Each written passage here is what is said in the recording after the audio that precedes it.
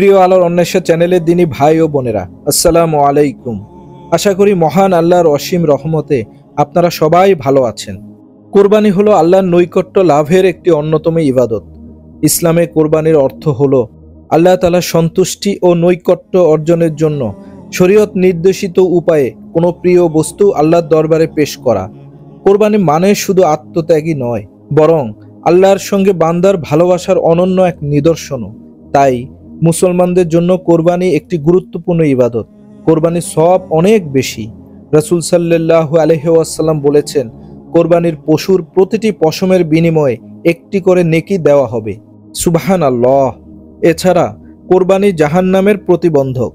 আব্দুল্লাহ ইবনে হাসান রাদিয়াল্লাহু তাআলা আনহু বর্ণনা করেন, রাসূলুল্লাহ সাল্লাল্লাহু আলাইহি ওয়াসাল্লাম বলেছেন, যে ব্যক্তি খুশি মনে সওয়াবের আশায় কোরবানি করবে, ওই কোরবানির জবাহকৃত পশু কোরবানিদাতার জন্য জাহান্নামের প্রতিবন্ধক হবে।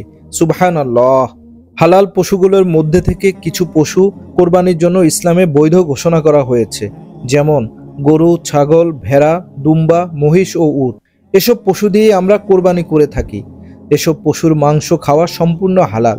তবে কোরবানির জন্য নির্ধারিত পশুর মাংস নির্দ্বিধায় খাওয়া হালাল হলেও এসব পশুর কিছু অংশ খাওয়া হালাল নয়। এর অন্যতম হলো রক্ত।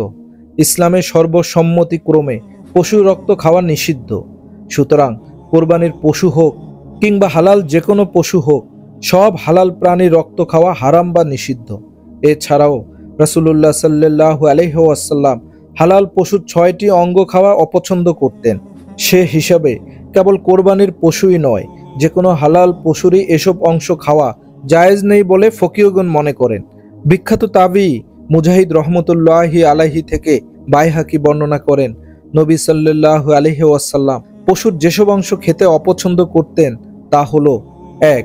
পুরুষ পশুর প্রজনন অঙ্গ, 2. অন্ডকোষ, 3. মাদি প্রাণীর প্রজনন অঙ্গ, 4. টিউমারের মতো মাংস গ্রন্থি, 5. মূত্রথলি, 6. পিত্ত। এসব অঙ্গ ছাড়া হালাল পশুর বাকি সব কিছু খাওয়া জায়েজ।